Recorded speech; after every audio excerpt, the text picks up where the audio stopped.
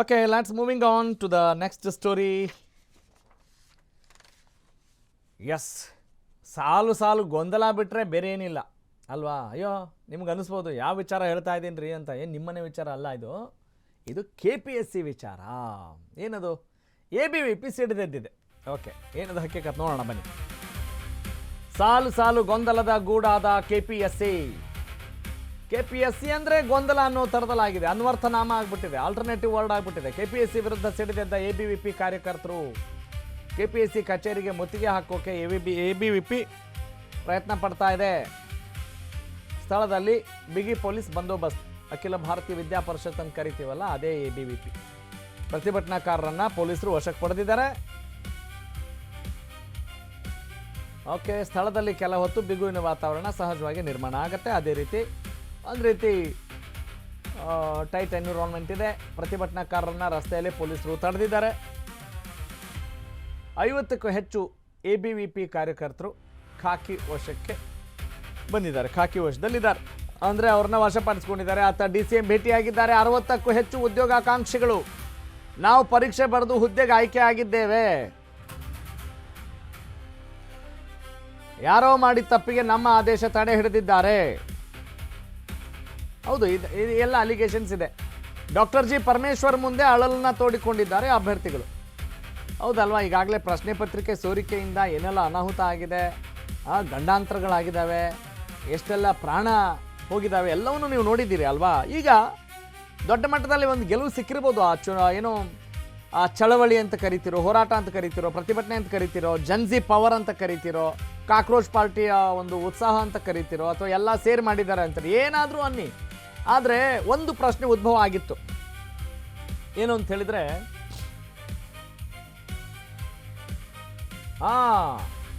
Neat ಪ್ರಶ್ನೆ ಪತ್ರಿಕೆ ಬಗ್ಗೆ ಮಾತಾಡೋಕ್ಕಾಗತ್ತೆ, ಇಲ್ಲಿ ಯಾಕೆ KPSC ಬಗ್ಗೆ ಮೌನವಾಗಿದ್ದಾರೆ ಅನ್ನೋ ಪ್ರಶ್ನೆಗೆ ಇವತ್ತು ಉತ್ತರ ಕೊಟ್ಟಂಗಿದೆ. ಎಸ್, ಕಾಸು ಕೊಡಿ ಕೆಲಸ ಪಡಿ ಅನ್ನೋ ಥರದಲ್ಲಿ ಇತ್ತು ಅಲ್ವೇ? 2026 ಫೆಬ್ರವರಿ 12 ಅರ್ಹತಾ ಪಟ್ಟಿಯನ್ನು ಪ್ರಕಟಿಸುತ್ತೆ. ಯಾವುದು? KPSC.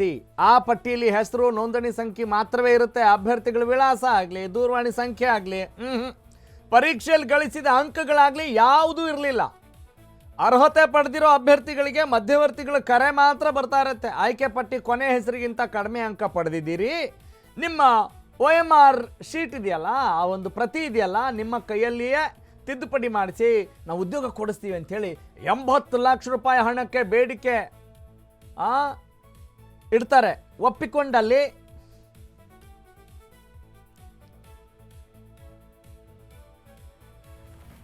₹40 ಲಕ್ಷ ಮುಂಗಡ ಪಾವತಿಸಬೇಕು. ಅಂದರೆ ಅಡ್ವಾನ್ಸ್ ಕೊಡ್ಬೇಕು 40 ಲಕ್ಷ ರೂಪಾಯಿ. ನಿಮ್ಗೆ 80 ಲಕ್ಷ ರೂಪಾಯಿ ಓಕೆನಾ ಅಂತ ಕೇಳ್ಕೊಳ್ತಾರೆ.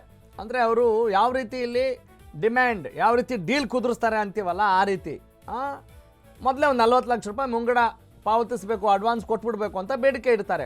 ಉದ್ಯೋಗ ಸಿಕ್ಕ ಮೇಲೆ ಉಳಿದ ಹಣ ಕೊಡಬೇಕು ಅಂತ ಇಲ್ಲಿ ಡಿಮ್ಯಾಂಡ್ ಮಾಡ್ತಾರೆ.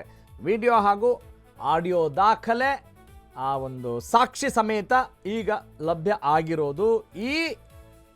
ಇದು ಒಂದು ಚಳವಳಿ ಅನ್ಬೋದು, ಪ್ರತಿಭಟನೆ ಅನ್ಬೋದು, ಹೋರಾಟ ಅನ್ಬೋದು. ಅದಕ್ಕೊಂದು ಬಲ ಬಂದಂತಾಗಿದೆ. ಸೆಲೆಕ್ಟೆಡ್ ವೆಟರ್ನರಿ ಕ್ಯಾಂಡಿಡೇಟ್ಸ್ ಇದ್ದೀವಿ ನಾವೆಲ್ಲರೂ. ಈಗ 2 ಇಯರ್ಸಿಂದ ಕಷ್ಟಪಟ್ಟು ಓದ್ಬಿಟ್ಟು ಎಕ್ಸಾಮ್ ಬರೆದು, ಈಗ ಎಕ್ಸಾಮ್ ಬರೆದ್ಮೇಲೆ ಪ್ರೊವಿಷನಲ್ ಲಿಸ್ಟ್, ಫೈನಲ್ ಲಿಸ್ಟ್ ಎಲ್ಲದರಲ್ಲೂ ಸೆಲೆಕ್ಟ್ ಆಗಿ ಈಗ ಆಲ್ರೆಡಿ 1 ವೀಕ್ ಆಯಿತು ನಮ್ಮ ಸೆಲೆಕ್ಷನ್ ಲಿಸ್ಟ್ ಬಂದು. ಲಾಸ್ಟ್ ಫ್ರೈಡೇ ಬಂದಿದ್ದು. ಸೊ ಸೆಲೆಕ್ಷನ್ ಲಿಸ್ಟ್ ಬಂದಮೇಲೆ ಇನ್ನೇನು 1 ಮಂತ್ 1.5 ಮಂತಲ್ಲಿ ಆರ್ಡರ್ ಕಾಪಿ ಕೊಡ್ತಾರೆ ಅಂತ ನಾವು ಸಿಂಧುತ್ವಕ್ಕೆಲ್ಲ ರೆಡಿ ಮಾಡ್ಕೋತಿದ್ವಿ. ಅಷ್ಟರಲ್ಲಿ ಯಾರು ಸೆಲೆಕ್ಟ್ ಆಗಿಲ್ಲ, ಎಲಿಜಿಬಲ್ ಆಗಿಲ್ಲಲ್ಲ ಕ್ಯಾಂಡಿಡೇಟ್ಸು, ಲೈಕ್ 210 ಮಾರ್ಕ್ಸ್ ಕೂಡ ತೆಗ್ದಿಲ್ಲ. ನಮ್ಮ ಕಟ್ ಆಫ್ ಇದ್ದಿದ್ದು 600ಗೆ 210 ಮಾರ್ಕ್ಸು. ಸೊ 210 ಕೂಡ ಯಾರು ತೆಗೆದಿಲ್ವೋ, ಯಾರು ಎಲಿಜಿಬಲೇ ಆಗಿಲ್ವೋ ಅವರೆಲ್ಲ ಏನು ಪ್ರೊಟೆಸ್ಟ್ ಮಾಡ್ತಿದ್ದಾರೆ ಅಂದರೆ, ಹೈಯೆಸ್ಟ್ ಮಾರ್ಕ್ಸ್ ಹೆಂಗೆ ಬಂತು, ಫಾರ್ ಎಕ್ಸಾಂಪಲ್ 600ಗೆ 490 ಹೆಂಗೆ ಬಂತು, ಆ ಥರ ಕ್ಯಾಲಿಬರ್ ಮೇಲೆ ಅವರು ಕ್ವಶನ್ ಮಾಡ್ತಿದ್ದಾರೆ. 400+ ಇರೋರ್ನೆಲ್ಲರನ್ನೂ ಲೈಕ್ ಅಕ್ಯೂಸ್ಡ್ ಅಂತ ಹಾಕ್ಬಿಟ್ಟು ಅವ್ರ ಮೇಲೆ FIR ಹಾಕಿದ್ದಾರೆ. ಸೊ ಈ FIR ಆಗಿರೋದ್ರಿಂದ ನಮ್ದೆಲ್ಲ ಪ್ರೊಸೆಸ್ ತಡೆ ಹಿಡ್ದಿದ್ದಾರೆ. ಮತ್ತು ನಾವು KPSCಲಿ ಕೂಡ ಈ ಇಶ್ಯೂ ಇದಾದಾಗ 1 ವೀಕು ಇಂಟರ್ನಲ್ ಕಮಿಟಿ ಫಾರ್ಮ್ ಮಾಡಿಬಿಟ್ಟು ನಮಗೆ ರಿಪೋರ್ಟ್ ಕೊಡ್ತೀವಿ ಅಂತ ಹೇಳಿದರು. ಹಾಗಾಗಿ ನಾವು ಇಷ್ಟು ದಿನ ಏನು ಮೀಡಿಯಾ ಮುಂದೆ ಬರೋದಾಗಲಿ ಬೇರೆ ಏನೂ ಮಾಡಿರಲಿಲ್ಲ. ಹಂಗಾಗಿ ಈಗ ಎಲ್ಲದು ಪ್ರೋಸೆಸ್ಸು CIDಗೂ ಕೊಟ್ಟಿದ್ದಾಯಿತು, ಎಲ್ಲ ಆಗಿದೆ. ಹಾಗಾಗಿ ನಮಗೂ ಕೂಡ ಪ್ರೋಸೆಸ್ ಲೇಟ್ ಆಗ್ತಿದೆ. ಈಗೇನು ನಾವು ಇನ್ನೊಂದು 1.5 ಮಂತಲ್ಲಿ ನಾವು ಗೌರ್ಮೆಂಟ್ ಜಾಬ್ ಆಯಿತು, ನಮ್ಮದು ವೆಟರ್ನರಿ ಆಫೀಸರ್ ಸೆಲೆಕ್ಷನ್ ಆಯಿತು, ನಾವು ಎಲ್ಲ ಸೇಫ್ ಆಗ್ತೀವಿ, ಸೆಟಲ್ ಆಗ್ತೀವಿ ಅಂತ ಇರುವಾಗ ಮತ್ತೆ ಸೇಡಿ ತನಿಖೆ ಆಗಿ ಅದು ತುಂಬ ಲ್ಯಾಗ್ ಆಗಿ, ಈಗ ಅದು ಎಷ್ಟು ದಿನ ಆದರೂ ಆಗ್ಬೋದು, ಫಾರ್ ಎಕ್ಸಾಂಪಲ್ 6 ಮಂತ್ಸ್ ಆದರೂ ಆಗ್ಬೋದು, 1 ಇಯರ್ ಆದರೂ ಆಗ್ಬೋದು, 2 ಇಯರ್ಸ್ ಆದ್ರೂ ಆಗ್ಬೋದು. ಹಂಗೆಲ್ಲ ನಮ್ಮದು ಈಗ ಎಲಿಜಿಬಲ್ ಕ್ಯಾಂಡಿಡೇಟ್ ಆಗಿ ನಾವು ಸೆಲೆಕ್ಟ್ ಆಗಿ ಕೂಡ ನಮ್ಮ ಪ್ರಯತ್ನ ಕೂಡ ವ್ಯರ್ಥ ಆಗ್ತಿದೆ. ಬಿಕಾಸ್ ಒಬ್ಬರು ಯಾರೋ ಹಿಂಗೆ ಮಾಡಿದ್ರು ಅಂತ ಹೇಳ್ಬಿಟ್ಟು ಈ ಎಲ್ಲರಿಗೂ ಅನ್ಯಾಯ ಆಗ್ತಿದೆ. ಸೊ ನಾವು ಇಲ್ಲಿ ಎಲ್ಲ ಸೇರಿರೋದೇನು, ಯಾರ್ಯಾರು ಎಲಿಜಿಬಲ್ ಕ್ಯಾಂಡಿಡೇಟ್ಸ್ ಇದ್ದೀವಿ, ಸೆಲೆಕ್ಟೆಡ್ ಆಗಿದ್ದೀವಿ ಕ್ಯಾಂಡಿಡೇಟ್ಸ್, ನಮಗೆಲ್ಲ ನ್ಯಾಯ ಬೇಕು. ಅವ್ರು ತನಿಖೆ ಮಾಡಲಿ. ಬಟ್ ಏನಂದ್ರೆ ನಮ್ಮ ರಿಕ್ವೆಸ್ಟ್ ಏನು ಅಂದರೆ ನಮ್ಗೆ ಆರ್ಡರ್ಸ್ ಕೊಡಿ, ಕಂಡೀಷನಲ್ ಆರ್ಡರ್ಸ್ ಕೊಟ್ಬಿಡಿ, ನಮಗೆ ಪ್ರೋಸೆಸ್ ಮುಂದುವರಿಸಿ ನಮಗೆ ಆರ್ಡರ್ಸ್ ಕೊಟ್ಬಿಡಿ. ನಾವು 10 ವರ್ಷದಿಂದ ವೆಯ್ಟ್ ಮಾಡಿ ಬರ್ದಿರೋದು ಎಕ್ಸಾಮ್ ಇದು. ಒಟ್ಟು ಎಷ್ಟು ಜನ ಇದ್ರಿ ನೀವು? 329 ಮೆಂಬರ್ಸ್ ಇದ್ದೀವಿ. 29 ಮೆಂಬರ್ಸ್ ಮೇಲೆ FIR ಆಗಿದೆ. ಇನ್ನು 300 ಮೆಂಬರ್ಸ್ ಲೈಫ್ ಇದೆ ಮ್ಯಾಮ್ ಇದರಲ್ಲಿ. ಸೊ ಅದೊಂದು ಇಟ್ಕೊಂಡು ನಮ್ಮನ್ನು ಡಿಲೇ ಮಾಡಿ ನಮ್ಮದು ಪ್ರೋಸೆಸ್ ಏನಿದೆ ಅದನ್ನು ಸ್ಟಾಪ್ ಮಾಡಿಸಿ ಇವಾಗ ಮತ್ತೆ ಏನೇನೋ ಅದನ್ನು ತಿರುವು ಕೊಡ್ತಿದ್ದಾರೆ. ನಾವು ಕೇಳೋದೊಂದೇ, ತನಿಖೆ ಮಾಡಿ, ನಾವೇನು ಅಪೋಸ್ ಏನಿಲ್ಲ, ಬಟ್ ನಮಗೆ ಆರ್ಡರ್ಸ್ ಕೊಡಿ, ಆಮೇಲೆ ತನಿಖೆ ಮಾಡಿ. ನಮ್ದೇನಾದರೂ ತಪ್ಪಿದೆಯಾ, ಏನು ಆ್ಯಕ್ಷನ್ ತಗೊತೀರೋ ತಗೊಳ್ಳಿ, ಬೇಕಾದ್ರೆ ಡ್ಯೂಟಿಯಿಂದ ಕಿತ್ತಾಕಿ. ನಮ್ಮದು ತಪ್ಪಿದ್ರೆ ನಾವು ಒಪ್ಕೊತೀವಿ, ನಮ್ಮ ತಪ್ಪಿದ್ರೆ, ನಮ್ದೇನು ತಪ್ಪಿಲ್ಲ. ಇನ್ವೆಸ್ಟಿಗೇಷನ್ ನಡೀಲಿ. We are happy for investigation and ನಾವು ಎಲ್ಲ ಥರದಲ್ಲೂ ಅದಕ್ಕೆ ಕೋಆಪರೇಟ್ ಮಾಡ್ತೀವಿ. ಆ್ಯಂಡ್ ನಾವೇನು ಕೇಳ್ತಾ ಇರೋದಂದರೆ, ಈಗ ಇನ್ವೆಸ್ಟಿಗೇಷನ್ಗೆ ನಮಗೆ ಗೊತ್ತಿಲ್ಲ ಅದು ಎಷ್ಟುವರೆಗೂ ಟೈಮ್ ತೊಗೊಂಡೋಗುತ್ತೆ ಅಂತ. ಅಲ್ಲಿವರೆಗೂ ಜೆನ್ಯೂನ್ ಕ್ಯಾಂಡಿಡೇಟ್ಸ್ಗೆ ಲಾಸ್ ಆಗುತ್ತೆ. ಆ್ಯಂಡ್ ಒಬ್ಬ ಜೆನ್ಯೂನ್ ಕ್ಯಾಂಡಿಡೇಟ್ಗೆ ಅನ್ಯಾಯ ಆದರೂ ಅದು ಅನ್ಯಾಯನೇ. If justice is denied, like delayed, it means it denied ಅಂತ. ಸೊ ನಾವೇನು ಕೇಳ್ಕೊಡೋದು, ಸರ್ಕಾರ ಜೆನ್ಯೂನ್ ಕ್ಯಾಂಡಿಡೇಟ್ಸ್ ಪರವಾಗಿ ನಿಂತ್ಕೋಬೇಕು.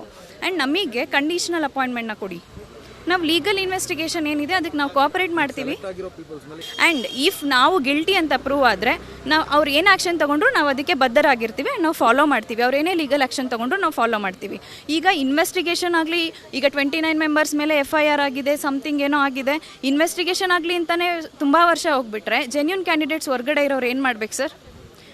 ಆಗಿದ್ರೆ ಆ 2 ವರ್ಷ 3 ವರ್ಷ ಲಾಸ್ ಆದರೆ ಇವ್ರಿಗೆ ಯಾರು ಕೊಡ್ತಾರೆ ಅದನ್ನು? ಜೆನ್ಯೂನ್ ಕ್ಯಾಂಡಿಡೇಟ್ಸ್ಗೆ ಯಾರು ಕೊಡ್ತಾರೆ? ನೆಕ್ಸ್ಟ್ ಟೈಮು ಎಕ್ಸಾಮ್ ಮಾಡಿದ್ರು ಇದೇ ಕಥೆನೇ ಆಗುತ್ತೆ. ಆ್ಯಂಡ್ ಅವಾಗಲೂ ಇದೇ ಥರ ಪ್ರಾಬ್ಲಮ್ಸ್ ಯಾರೋ ಒಬ್ಬರು ರೈಸ್ ಮಾಡ್ಬೋದು, ಅವಾಗಲೂ ಇದೇ ಥರ ಆಗ್ಬೋದು. ಇದಕ್ಕೆ ಸೊಲ್ಯೂಷನ್ ಏನು ಸಿಗುತ್ತೆ? ಆಲ್ರೆಡಿ 10 ಇಯರ್ಸ್ ಆಗಿದೆ, ರೆಕ್ರೂಟ್ಮೆಂಟ್ ಆಗಿಲ್ಲ. ಸೊ ನೆಕ್ಸ್ಟು ಇದೇ ಥರ ಆಗ್ತಾ ಇದ್ರೆ, ಈಗ ಆಲ್ರೆಡಿ ನಮ್ಮ ಸೀನಿಯರ್ಸ್ ಎಲ್ಲ 2017 ಬ್ಯಾಚಿಂದ ಅವರು ಹೊರಗಡೆ ಇದ್ದಾರೆ, ಅಂದರೆ ಆಗ್ಲಿಂದ ರೆಕ್ರೂಟ್ಮೆಂಟ್ ಆಗಿಲ್ಲ ನಮಗೆ.